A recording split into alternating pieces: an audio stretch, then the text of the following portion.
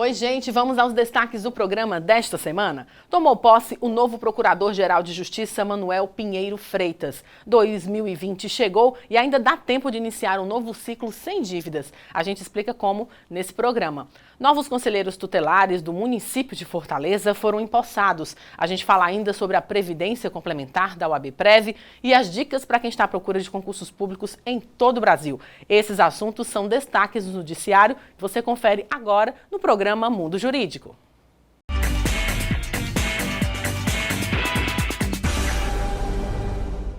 Tomou posse o novo Procurador-Geral de Justiça do Estado, Manuel Pinheiro Freitas. O promotor de justiça assume o cargo para o biênio 2020-2021. Manuel Pinheiro Freitas assume o cargo na Procuradoria-Geral de Justiça na vaga de Plácido Barroso Rios. A solenidade aconteceu na nova sede do Ministério Público no Cambeba e reuniu várias autoridades. Manuel Pinheiro foi presidente da Associação Cearense do Ministério Público entre 2009 e 2011. Foi diretor da Associação Nacional dos Membros do Ministério Público, além de assessor internacional do Conselho Nacional de Procuradores Gerais do Ministério Público dos Estados e da União. O novo procurador assume com alguns desafios pela frente. O Ministério Público, como todos sabemos, tem uma gama de atribuições muito ampla. Nós temos que atuar com muita eficiência dentro do macrosistema de segurança e justiça, no combate ao crime organizado, no combate à corrupção, à sonegação fiscal. E também como órgão de promoção dos direitos fundamentais, o Ministério Público tem muitas incumbências na promoção da defesa do meio ambiente, defesa do consumidor, da criança, do adolescente, do idoso. Então são muitos desafios e o que nós queremos é dar condições de trabalho adequadas para que os promotores e os procuradores continuem fazendo a diferença na vida das pessoas. O doutor Plácido Rios comandou a Procuradoria-Geral de Justiça por 2 mandatos. Entre suas principais conquistas na gestão está a reestruturação do órgão e os avanços que considerou em tecnologia, com sistemas de investigação e de gestão internos no Ministério Público, e também a contratação de assessores para qualificar o trabalho do órgão. Vejo um resultado ao final desses 4 anos muito favorável, né? Passamos o bastão para um colega que estava já na gestão, que tudo indica que será dada ampla continuidade e principalmente eu acho que o maior legado que se deixa nessa gestão é esse espírito de cooperação, de união, de termos a humildade de reconhecer que o Ministério Público não pode fazer nada sozinho e darmos os braços a todas as instituições para a gente agir conjuntamente e assim sermos mais eficazes em todas as ações do Ministério Público. O ano de 2020 chegou e ainda dá tempo de iniciar um novo ciclo sem dívidas. Uma das alternativas é negociar o saldo no cartório de protesto. Saiba como. Os cartórios de protesto são uma opção para formalizar uma dívida e assim quitá-la. É uma maneira de quem não conseguiu receber um pagamento tentar obtê-lo pelas vias formais. Muito usado quando se esgotam as formas informais de negociação. Entrou em vigor no dia 28 de novembro, bem recente, o provimento 86 do CNJ, que mudou radicalmente o critério de cobranças via cartório de protesto. E o interessante foi que esse provimento ele olhou tanto para o credor quanto para o devedor. Ele teve um olhar especial para ambos. Caso nenhuma das intimações ao devedor dê em resultado, é lançado um edital com o nome do devedor e a dívida a ser paga precisa ser quitada em até 3 dias. Caso isso não ocorra, o título então é protestado. Assim, a dívida não tem prazo de validade e só deixa de existir quando for paga. Após o protesto, ele comparece ao credor, ao estabelecimento comercial que ele está devendo, faz o entendimento que for conveniente para ambos os lados e o credor, via online, determina, entendeu, o cancelamento do título que foi protestado. Há diversos títulos de dívidas que podem ser protestados, mas para isso precisam ser protestados num cartório localizado na cidade do devedor. Iniciativa que tem resolvido o problema de muitos credores. Mas os devedores também podem sair ganhando quando a dívida é protestada em cartório. É a forma que garante segurança na hora da negociação. O Poder Judiciário estava deveras comprometido com ações executivas de R$1.000, de R$500, de R$600. Então o tabelião de protesto agora pode fazer essa mediação e desjudicializar essas ações pequenas. E vamos agora à entrevista com Hervelto César. Passada a reforma da Previdência em novembro do ano passado, o Instituto Nacional de Seguro Social, INSS, maior órgão da estrutura da Previdência brasileira, tem sido o tema da ordem do dia. Dificuldade de adequar os sistemas às novas regras da reforma, instabilidade nos sistemas e uma fila de quase 2 milhões de pessoas que aguardam análise de benefícios previdenciários são os principais problemas pós-reforma. E para discutir onde estão os gargalos e as possíveis soluções, nós recebemos agora em nosso estúdio o professor de Direito Previdenciário, aluno especial do mestrado da USP e presidente do Núcleo de Pesquisa em Trabalho e Seguridade Social, Tiago Albuquerque. Tiago, é um prazer tê-lo aqui conosco em nosso estúdio. Eu que agradeço, Hervelto. É sempre um prazer estar aqui presente com vocês.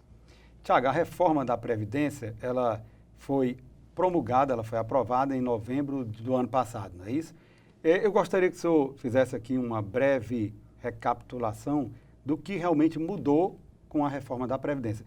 Tanto no que diz respeito à reforma à Previdência privada, né, ao regime geral de Previdência, como também no que diz respeito à Previdência dos servidores públicos federais. Perfeitamente, Hervelto. Nós sempre tivemos uma pequena digressão ou grande digressão sobre a temática de um requisito mínimo etário, de uma idade mínima, né? Essa já havia sido um objeto de tentativa de alteração com a emenda 20 do dia 16 de dezembro de 98, quando naquela época o deputado federal Antônio Candi, segundo relatam fontes, né, votou errado para manter a aposentadoria por tempo de contribuição, aquela que não demanda o requisito de idade mínima. Mas governos foram e voltaram e sempre ela foi um objeto de ser retirada de pauta. E aí agora na PEC 103, na Emenda Constitucional 103, realmente ela foi retirada. E essa foi a principal alteração que nós tivemos aí na Previdência Social. Tanto o regime geral como o regime próprio de Previdência dos servidores públicos federais, eles exigem agora em qualquer modalidade de aposentadoria um requisito etário, uma idade mínima. E esse, Hervelto, é bom que a gente saliente logo, é um ponto de interseção, mas que já busca aí, é um prelúdio do que se busca com a Previdência de forma geral. Uniformizar as regras do regime geral com o regime próprio e, quem sabe, até criar uma Previdência única, um regime único para todos os trabalhadores do Brasil. Tiago, estados e municípios acabaram ficando de fora desta ampla reforma previdenciária que ocorreu no âmbito da União. Na sua opinião, por que estados e municípios não conseguiram entrar dentro dessa reforma, muito embora tenha existido várias tentativas, até mesmo por parte do senador Tasso Gereissati, senador aqui do estado do Ceará, que tentou criar uma espécie de PEC paralela lá no Senado, mas acabou não acontecendo. Hervelto, o tema é polêmico, né? Quando a gente fala em mexer, né, alterar o sistema de aposentadoria, nós temos vários setores da sociedade que gritam, vociferam e bradam com esse tipo de alteração. Porque é uma verdade que todos nós buscamos nos aposentar de maneira mais confortável, seja com menos tempo, ou seja com um valor maior. Então, trazer mais pessoas para discutir essa alteração de reforma seria aumentar o desgaste político para a sua aprovação. Então, o que foi escolhido foi a alteração apenas do regime geral, para que ficasse em outro momento essa alteração dos regimes, em razão desse desgaste do empreendimento de capital político que tem essas reformas da Previdência. Estados e municípios, então, terão que fazer isso individualmente? Sim, nós temos, inclusive, discussões já em alguns estados acontecendo, como na Bahia, né? Inclusive com um brado muito grande dos servidores públicos que vão ter uma alteração significativa na idade mínima, como os professores, e aí a gente tem alguns movimentos na Assembleia, inclusive com participação de movimentos sociais, que buscam realmente gritar contra essas alterações. Tiago, na sua opinião, a reforma da Previdência, de alguma forma, ela acabou dificultando o acesso aos benefícios do INSS? Hervelto, ela realmente traz um afunilamento, né? Ela realmente traz assim uma maior, eu não poderia necessariamente dizer dificuldade, mas um afunilamento, um estreitamento para aquelas pessoas que serão selecionadas para serem protegidas por um benefício previdenciário. Ela traz essa diminuição do repasse do erário para fins previdenciários. O objetivo dela era principalmente essa, né?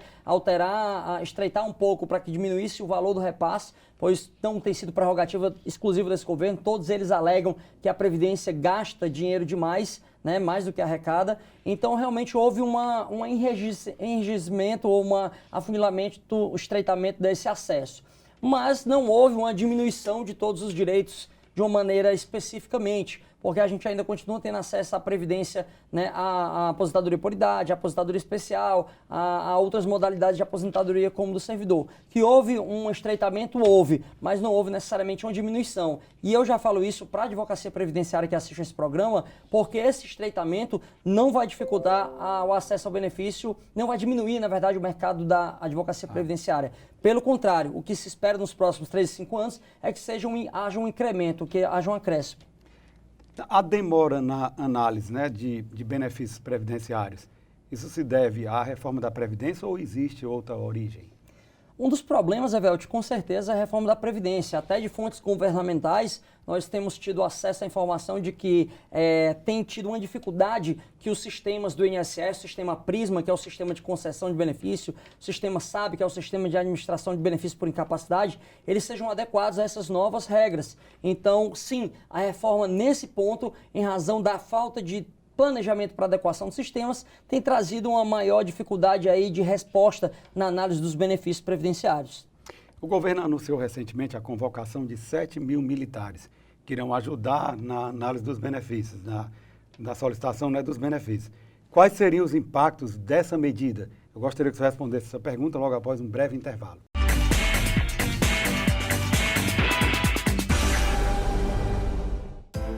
A Prefeitura investe no transporte público para melhorar a vida das famílias em Fortaleza. Criou o Bilhetinho, passagem gratuita para crianças de até 7 anos. A Prefeitura amplia a frota de ônibus com ar-condicionado. Bicicletar com bicicletas mais adequadas para as mulheres. E mais ciclofaixas facilitando a mobilidade em Fortaleza. Prefeitura e você, uma Fortaleza melhor, é a gente que faz. A Prefeitura trabalha para uma vida com mais saúde em Fortaleza. Inaugurou a Coordenadoria de Assistência Farmacêutica, implantou os monitores dos postos de saúde, fortalece o programa Cresça com o Seu Filho e o Centro-Dia da Pessoa Idosa da Prefeitura. Atendimento e mais prevenção é saúde. Criou os núcleos de desenvolvimento infantil e inaugurou o Centro Materno Infantil do Conjunto Ceará. Prefeitura e você, uma saúde melhor é a gente que faz.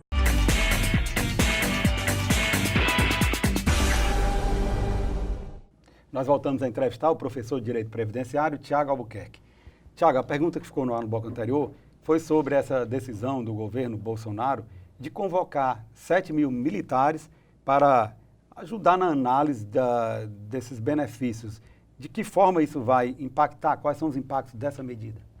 Evelt, olha, na Previdência Social existe um conceito que é o conceito de concessão do melhor benefício. Há um enunciado do Conselho de Recursos da Previdência Social, CRPS, que é o enunciado de número 5, que estabelece que a Previdência Social deve conceder o melhor benefício, devendo o servidor orientar nesse sentido.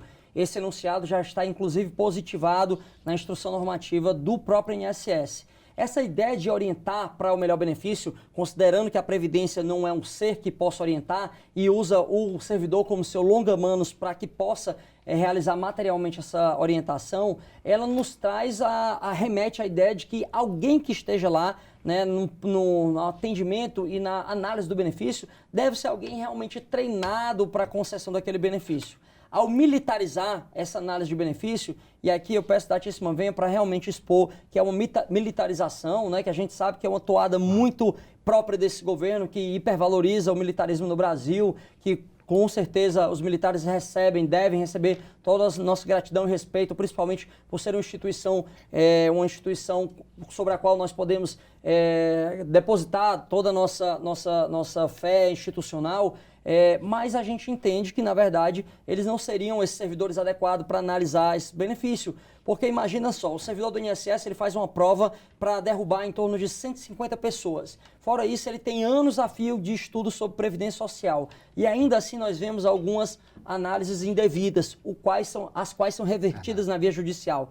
Colocar 7 mil militares que não têm esse treinamento específico em Previdência para analisar benefícios previdenciários, muito provavelmente vai acabar na derrocada de análises que não são tão precisas quanto deveriam. E aí o que nós vamos ver um aumento na demanda judicial. Aumento na demanda judicial. Ou seja, a advocacia vai eventualmente ganhar muito com isso. Só quem vai ser prejudicado será justamente o cidadão, que é justamente para ele que a lei foi feita. Mas para a advocacia previdenciária, com essa análise indevida aí dessas pessoas que não têm um treinamento adequado, muito provavelmente a gente terá um aumento na judicialização dos benefícios previdenciários. Tiago, há previsão de adoção de outras medidas por parte do governo federal? Interessantemente, sim, Evelt. O governo federal anunciou recentemente, né, através do secretário da Casa Civil, que haveria também algumas alterações nos decretos que regulamentam a concessão de benefícios. E essas alterações viriam para flexibilizar algumas atualizações de documentos, a demanda de documentos. E eu digo interessantemente sim, porque a toada na qual o governo vinha anteriormente era de afastar fraudes, né? E fazendo isso através de quê? Engessando aí, né? Enrijecendo as exigências do processo previdenciário, né? Trazendo a renovação de certidões e tudo. Então, o que o governo agora anunciou parece um tanto contraditório com as medidas que outrora foram tomadas para justamente afastar essas fraudes. Mas há a promessa, sim, do governo federal de editar um decreto regulamentador para que ele flexibilize a exigência dessas certidões ou atualizações das mesmas. E como a OAB tem se posicionado no que diz respeito à demora na análise dos benefícios? Evelt, olha, nós não temos ainda uma posição do Conselho Federal, mas a Comissão de Direito Previdenciário da OAB Ceará tem se colocado diuturnamente a vigilância dessas demoras, desses procedimentos administrativos aí.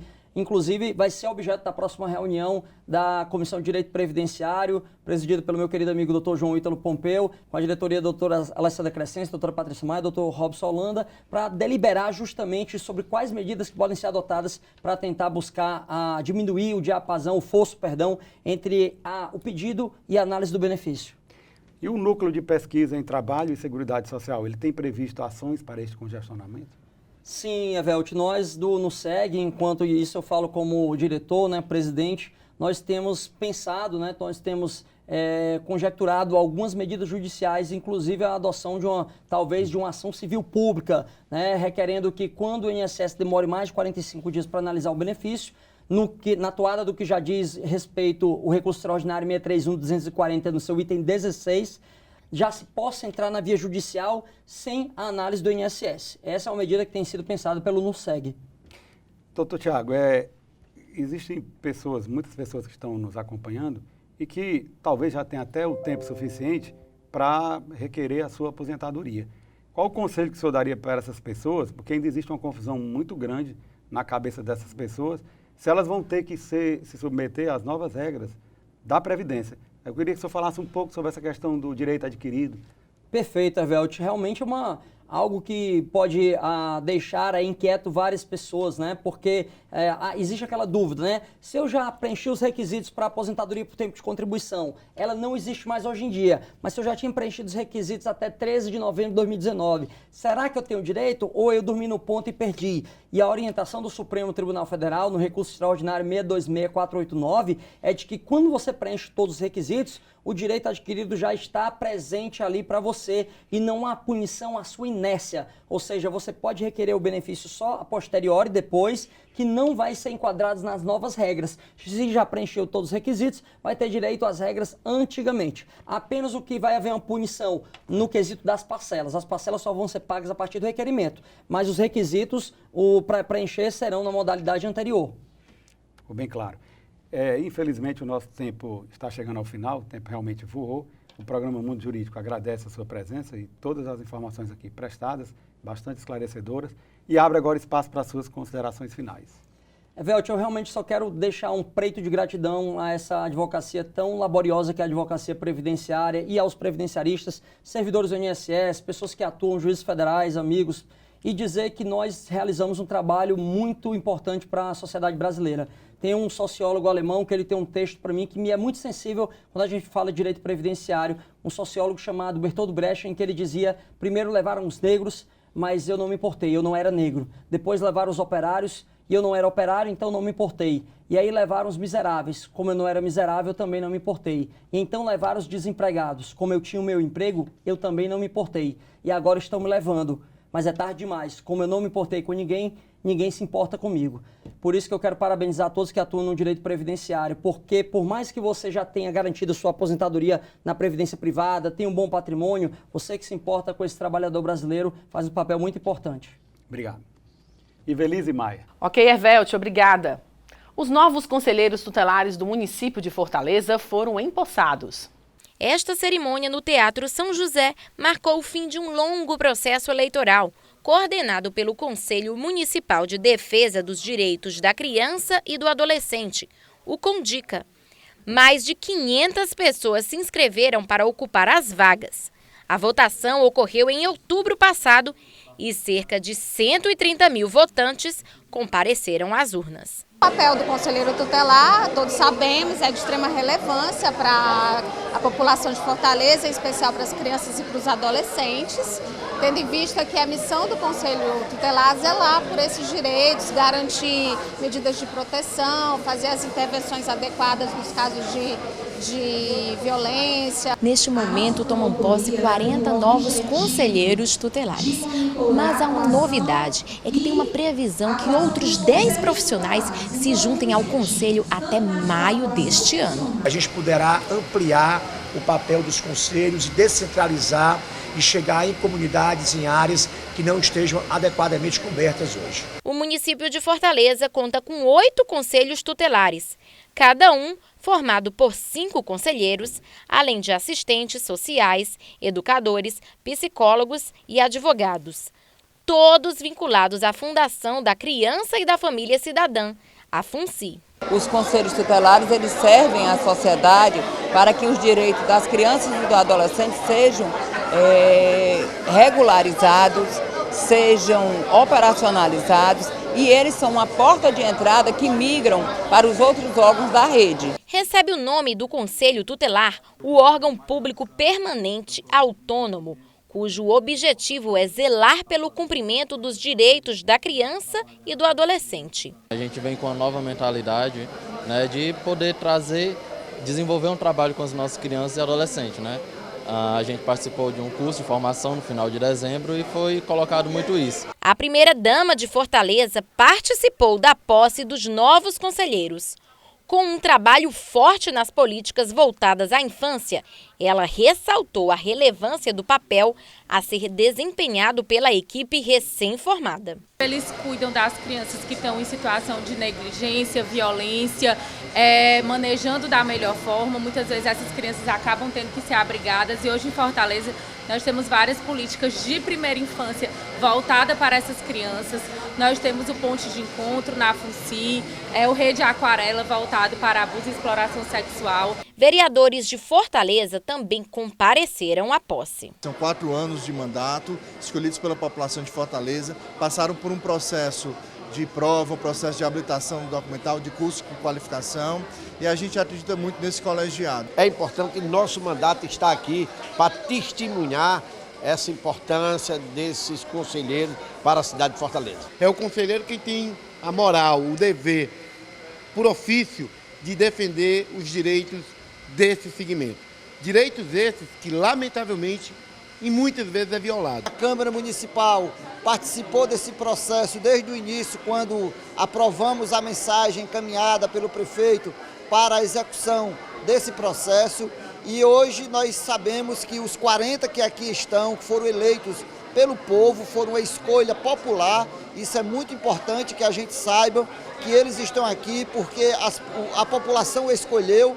A previdência privada vem sendo bastante procurada no Brasil. A gente sabe que é preciso pensar no futuro, poupar hoje para ter qualidade de vida amanhã. Foi pensando nisso que surgiu a OAB Prev Ceará, que oferece um plano de previdência complementar desenvolvido exclusivamente para atender às necessidades dos advogados cearenses. Funciona como um investimento de longo prazo, em que você pode acompanhar através de extratos a rentabilidade de seus investimentos. Os benefícios são muitos, como formar uma reserva financeira para realizar um sonho e planejar uma aposentadoria segura a longo prazo, além de uma renda para o caso de invalidez e uma pensão paga aos seus beneficiários caso ocorra alguma fatalidade. Para saber mais informações sobre a OAB Prev Ceará, é só ligar para 85-3464-3995. Vamos agora acompanhar a entrevista de estúdio com o Hervélte César. Fortaleza conta com uma norma que determina a inclusão do grupo sanguíneo e do fator RH nos capacetes e nos uniformes de mototaxistas. A iniciativa é do vereador Evaldo Costa, pelo Partido Republicano, que vem falar desta iniciativa, dentre outras. Vereador, é um prazer tê-lo aqui em nosso estúdio. O prazer é todo meu. Quero agradecer aqui pela oportunidade de estarmos expondo aqui as nossas proposituras aqui no Parlamento Municipal. Essa sua iniciativa, que já foi devidamente sancionada pelo prefeito de Fortaleza, Roberto Cláudio, é louvável, até porque nós temos um grande número de mototaxistas e um grande número de acidentes. O senhor poderia falar um pouco sobre as razões desse projeto? Na verdade, você tocou num ponto-chave aí, que é o grande número de acidentes. O que é que vai facilitar nesse projeto, com essa identificação do fator RH nos capacetes e também nos uniformes dos mototaxistas? É a questão do atendimento. Aquele primeiro atendimento que é feito ali pelo SAMU, ele já pode identificar de imediato, sem ser preciso, de repente, chegar na unidade hospitalar, ter que fazer um exame para descobrir qual o tipo sanguíneo, e o fator RH, o fator RH daquela vítima ali do acidente. Que já facilita bastante na hora do atendimento. Facilita o atendimento, ele já pode estar passando um rádio para o médico, até para a unidade hospitalar, para onde ele vai ser socorrido, onde ele já pode, a equipe médica já pode, inclusive, providenciar ali no banco de sangue, onde uma possível precisão de uma transfusão, de ele precisar de uma doação de sangue. Vereador, outra preocupação do senhor é com as pessoas portadoras de doenças graves. É tanto que o senhor apresentou e teve aprovado um projeto que trata sobre atendimento prioritário às pessoas em tratamento de doenças graves. Vale ressaltar que todos esses projetos que foram aprovados aqui na casa, cumpridos todos os requisitos, inclusive com a vacância da lei também, todos já estão em vigor, já estão sancionados. E esse projeto também surgiu a partir do momento que nós observamos que pessoas com doenças graves foram diagnosticadas, mas chegavam muitas vezes nessas lotéricas para querer um atendimento e tinham que ficar muitas vezes nas filas esperando. E isso aí nós entramos com essa propositura para minimizar aquela dor, aquela situação da pessoa de não ficar ali esperando, né, um atendimento e ter aquela prioridade para que ela seja atendida rapidamente. Essa prioridade, então, é em casa lotérica, em agências bancárias, em vários locais de atendimento? Exatamente. Nesses ambientes públicos onde realizam esses atendimentos, que podem, sim, oferecer esse atendimento prioritário, né? Já que já tem para o idoso, para as grávidas. Então, também nós criamos aqui no município para que as pessoas que sejam diagnosticadas com as doenças graves possam também ter esse atendimento. Vamos falar agora sobre um projeto do senhor, polêmico, né? Até porque ele acabou sendo mal interpretado, mal compreendido pelo setor de bares e restaurantes de Fortaleza. Só apresentou um projeto que visava a inclusão nos cardápios dos restaurantes do município, se disponibilizava ou não uma alimentação adequada, apropriada para pessoas com doença celíaca ou intolerância à lactose. É verdade. Quando nós resolvemos entrar com essa propositura, eu até havia recebido, antes de elaborar esse projeto, um amigo dono de um restaurante no qual ele estaria sendo processado porque um cliente dele sofreu um problema lá no restaurante, certo? Ele tinha uma ação indenizatória muito alta, entendeu? Inclusive pelo restaurante. Esse restaurante ele foi filmado, lá colocado nas mídias sociais, sabe? Porque a pessoa tinha um problema desse aí. Entendi. Certo? Então esse rapaz está em tempo de fechar também o estabelecimento dele. E pensando nisso, eu resolvi criar essa propositura para que fossem colocados nos cardápios. Ou seja, e tem mais, depois de tudo aprovado, da lei sancionada, ainda recebi um grupo aqui no meu gabinete já protestando contra o meu projeto. Esse grupo era ligado à Brasel? Esse grupo era ligado aí a um pessoal de restaurante, de hotelaria, só que eles não leram a justificativa do projeto, não procuraram se inteirar. Quando eu fui, na verdade, o projeto visava resguardar os bares e restaurantes. Os bares e restaurantes, porque se a pessoa tem esse problema de intolerância à lactose, se ela vê lá no cardápio, ou seja, juridicamente, até quando for entrar com a ação, o dono do restaurante pode se defender. Não, no cardápio está aqui. entendeu? Verdade. Tá Já aqui. tem a informação. Já aí, tem ostensiva. informação. Se a pessoa for resolver pegar aquela alimentação, ela pegou porque quis, é responsabilidade dela. Não é verdade? Então já tira a responsabilidade jurídica do restaurante, do estabelecimento. E quando eu fui explicar isso, foi que eles foram ver que realmente é o benefício que traria para o setor em relação a essa propositura. Até porque ações de indenização dessa natureza acaba causando um grande prejuízo ao bar e ao restaurante, né? E principalmente se há a divulgação, como o senhor falou aí no caso específico que houve, nas redes sociais. Exatamente, porque a primeira coisa que a pessoa faz quando está num problema desse, dizendo que foi intoxicado em restaurante e tal, ela faz hoje muito fácil, né? Pega o celular, olha aqui que eu encontrei, essa comida me fez mal, ou me fez mal um parente meu, aí filma logo o restaurante e vai colocar nas redes sociais. Isso ganha uma repercussão imensa, porque as pessoas reproduzem. Reproduzem, sabe, compartilham, e aquilo vai criar um sério problema para o proprietário, né, que já é tão sacrificado, né? Tão sacrificado para manter ali os seus funcionários, para manter todos os impostos em dia, e ainda mais essa de divulgar uma coisa negativa numa rede social. Vereador, nós tivemos esse ano uma grande querela relacionada ao transporte coletivo. Houve uma decisão de que os transportes coletivos não mais receberiam a moeda em curso e apenas o cartão. E o senhor foi uma das primeiras pessoas a sair em defesa da comunidade, da população, entrando inclusive com a representação. Eu gostaria que o senhor falasse, mas logo após um breve intervalo.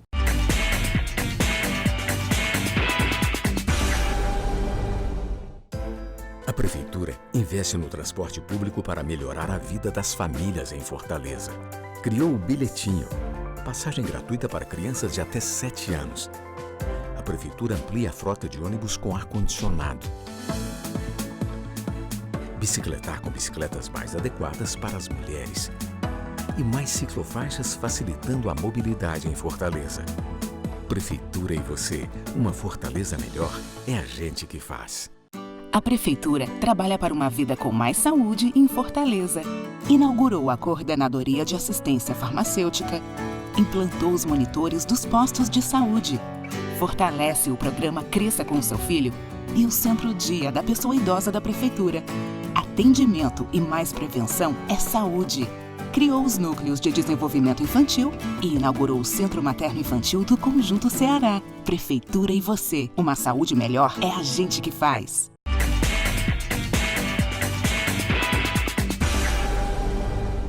Nós voltamos a entrevistar o vereador Evaldo Costa, vereador de Fortaleza pelo Partido Republicano. Vereador, a pergunta que ficou no ar no bloco anterior foi sobre a sua atuação no que diz respeito à utilização do cartão nos transportes coletivos. Ou seja, os ônibus, os veículos não recebiam mais a moeda em curso. O senhor acabou entrando com a representação contra, não é verdade? É verdade, né? Isso fere, né, infelizmente, a lei das contravenções penais, né? E é um crime praticado contra o cidadão que quer pagar com o dinheiro ali em curso no país. Verdade. E é proibido não receber o dinheiro em curso. Infelizmente, estava havendo fatos lamentáveis onde cidadãos, muitas vezes, esperavam horas e horas numa parada de ônibus e não aparecendo aquele ônibus que recebia o dinheiro, eles às vezes acabavam subindo naquele que era autoatendimento, chegava lá na frente. Tinha a famosa querela, entendeu? Entre o motorista e o passageiro. Acabava surgindo um conflito. Acabava surgindo um grande conflito, inclusive já foi motivo de delegacia. Eu digo para você que um caso desse acontecendo comigo, eu subindo no ônibus, estando correto, com certeza, eu mesmo era o primeiro a levar para a delegacia. Então, qual a legalidade da polícia chegar e mandar um cidadão desse descer do ônibus? Se ele não está fazendo nada de errado, com moeda ele em curso, quer pagar. Moeda em curso no país, não quer pagar. Então, são esses os questionamentos que eu fiz junto à promotoria. E, assim, foram tomadas algumas providências, certo? Esperávamos até mesmo que fosse feito aí um TAC, um termo de ajustamento de conduta. E nós estamos, inclusive, aguardando ainda o próprio Ministério Público se pronunciar em relação a esse caso. E em relação a isso também nós acompanhamos aqui, inclusive, subscrevendo alguns projetos de outros vereadores que estão nessa luta também em prol da população. É uma grande aberração um fato desse, né? Sendo que está disfarçado tudo isso aí no tocante, que eles querem demitir os cobradores, certo? Colocar mais uma responsabilidade para o motorista e aí fica complicado para a nossa população andar desse jeito. É um verdadeiro absurdo, né? O trabalhador brasileiro que já é tão sofrido, né? E o que ele pretende é apenas garantir o seu deslocamento, que é um direito constitucional, o direito de ir e vir. Ele quer ir trabalhar e quer ir voltar para casa. Exatamente. Violado, nós esperávamos que o próprio município pudesse tomar as rédeas da coisa, né? Conversar com o pessoal do Sind ônibus, pessoal da Etufó aí para ver o que seria mais viável, né? Para resolver nesse presente momento, mas infelizmente não tivemos uma resposta, né? Mas diante disso nós vamos cobrar ainda também, mandar ofício lá para a promotoria para ver o que é que pode se fazer a resposta dessa nossa representação. Vereador, vamos falar um pouco agora sobre violência urbana. Nos últimos anos nós acompanhamos uma verdadeira escalada da violência, uma escalada, eu digo, sem precedentes. Crise também dentro do sistema penitenciário, não só cearense, mas no sistema penitenciário nacional. Nós sabemos que não é uma competência do município atuar na segurança pública.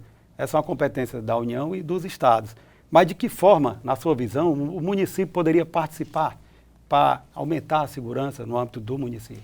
Olha, é preciso que tenhamos mais políticas públicas voltadas para os jovens, certo? Muitas vezes, quando aquele jovem está ocioso ali, ele não vai para a escola, às vezes o traficante que está ali, ele acaba recrutando aquele jovem. Verdade. E isso é um perigo. Então, quer dizer que ele está achando mais atrativo servir ao traficante do que ao próprio município, porque não tem uma política pública eficiente para atender aquele jovem. E diante disso também a gente queria até parabenizar a gestão, até por conta dessas areninhas. Verdade. Porque uma é o esporte. Tá? A saída seria o esporte, inserir essa garotada no esporte. Quem sabe daí sair um grande atleta, um Neymar aí que despontar. Não é isso? Então, baseado nisso, nós tivemos apoiando, inclusive, as construções aí dessas areninhas, no qual também nós tivemos aí, participando da inauguração, em que nós pedimos, junto ao prefeito, né, através de um projeto de lei ordinária, que eu dei entrada aqui nessa casa, denominando a Areninha Fonsequinha. Fonsequinha, que foi uma pessoa que trabalhou muito tempo nas televisões aqui do nosso estado.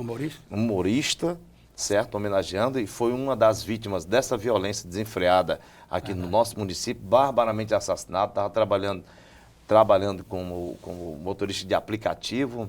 Naquela noite ele até não queria ir para essa corrida, mas infelizmente acabou indo e acabou sendo executado junto com a pessoa que ele estava transportando. Como o senhor avalia essa crise no sistema penitenciário cearense? Nós tivemos algumas modificações desde a criação da nova Secretaria de Administração Penitenciária, né, que o governo do estado recentemente criou. Algumas medidas foram adotadas e que acabou mexendo com aquela massa carcerária que acabou se revoltando, né? Como, por exemplo, né, a proibição realmente do celular, a retirada de tomadas, né, dentro dos presídios. Como é que o senhor avalia essa crise no sistema carcerário cearense? Olha, eu posso falar com propriedade porque eu já trabalho mais de 20 anos nessa área policial. Nessa área policial, a gente conhece de perto aqui o sistema como um todo, né? A minha avaliação que eu faço, pelo menos nesses últimos 2 anos, é de forma positiva o que tem feito. Mas é preciso muito mais ainda, certo? Fez certo em ter afastado os cabeças dessas organizações criminosas, né? Fortaleza, nossa capital, nosso estado, não tinha essa questão de facções. Era aquele homicídiozinho simples ali que acontecia por conta de uma rixa ou outra de droga, mas hoje não. De uns 10 anos para cá, tomaram conta. Pois tomaram conta. Se organizam via redes sociais, grupos criminosos, né? E partem não só para a questão daqueles grupos rivais que vão se degladiando. E continuam comandando o crime dentro dos presídios. Continuam comandando o crime, entendeu? É preciso também se trabalhar o próprio servidor, porque como é que esses celulares, essas drogas, armas entram dentro desses presídios, sabe? Muitas vezes querem botar só culpa nos familiares, que leva isso aquilo tudo. Há uma revista muito rigorosa, mas é preciso também trabalhar o funcionário público, o servidor, a corregedoria precisa atuar para saber como é que estão entrando esses celulares, porque mesmo com essa proibição, ainda não acabou. Isso porque só o que a gente vê é gente caindo em golpes de pessoas, de celulares, dentro ainda dos presídios. Inclusive, eu entrevistei aqui por várias vezes alguns advogados especialistas em direito criminal, a exemplo do doutor Leandro Vasques, que o senhor conhece, o doutor Valdir Xavier, e eles alertavam para um fato que estava já se tornando corriqueiro, que é o seguinte: dentro dos presídios, eles misturam presos de alta periculosidade com presos de menor periculosidade, e aquilo ali acabava se transformando numa verdadeira escola da criminalidade. Isso. E que eles batizavam dentro do presídio e diziam qual lado, qual facção você vai assumir. Isso realmente ocorria dentro dos presídios? Infelizmente ocorria. O Estado tomou uma posição a partir do momento em que chegou aí o novo secretário, né, da questão da administração penitenciária, Mauro Albuquerque, né, que ele chegou. Ele fez até uma declaração polêmica dizendo que não reconhecia facção, mas só que depois eu fiquei sabendo que os presídios continuam sendo divididos por facções, porque senão nós teríamos uma carnificina dentro desse sistema penitenciário aqui do nosso estado. Vereador Evaldo Costa, infelizmente nós estamos chegando ao final da nossa entrevista. O programa Mundo Jurídico agradece a sua participação e o parabeniza pelas iniciativas que tem apresentado aqui na casa e aprovado junto ao prefeito de Fortaleza, Roberto Cláudio. Iniciativas essas que visam emprestar uma melhor qualidade de vida para o povo de Fortaleza. Obrigado pela sua atenção e eu abro espaço agora para as suas considerações finais. Bom, eu só quero agradecer, né, a oportunidade de estar aqui apresentando algumas proposituras aí do nosso mandato e dizer que nosso gabinete, o gabinete 19, né, está à inteira disposição. Nós temos diariamente reuniões com a nossa assessoria, tanto assessoria de imprensa, assessoria jurídica, tudo em conjunto para que possamos tomar o melhor rumo para o nosso município. Obrigado. Muito obrigado. Invelise Maia. Ok, Ervelt, obrigada. E agora é hora de você que está ligado nos concursos com inscrições abertas ficar atento. Confira a nossa agenda. Tribunal de Justiça de São Paulo, inscrições até 2 de março. Tribunal de Justiça do Rio Grande do Sul, inscrições até 5 de fevereiro. Chegamos ao final de mais um programa Mundo Jurídico. Mas você pode acompanhar as nossas reprises na TV Fortaleza, no canal 61.4 digital, às quintas-feiras às 7 da manhã, aos sábados às 13 horas e às terças-feiras às 15 horas. Na TV Economy News Brasil, do sistema RP Brasil de Comunicação, aos sábados, 10 da manhã. Nos acompanhe nas nossas redes sociais, no Instagram, Facebook e no canal do YouTube da Câmara Municipal de Fortaleza. Obrigada pela companhia e a gente volta a se encontrar semana que vem. Até lá!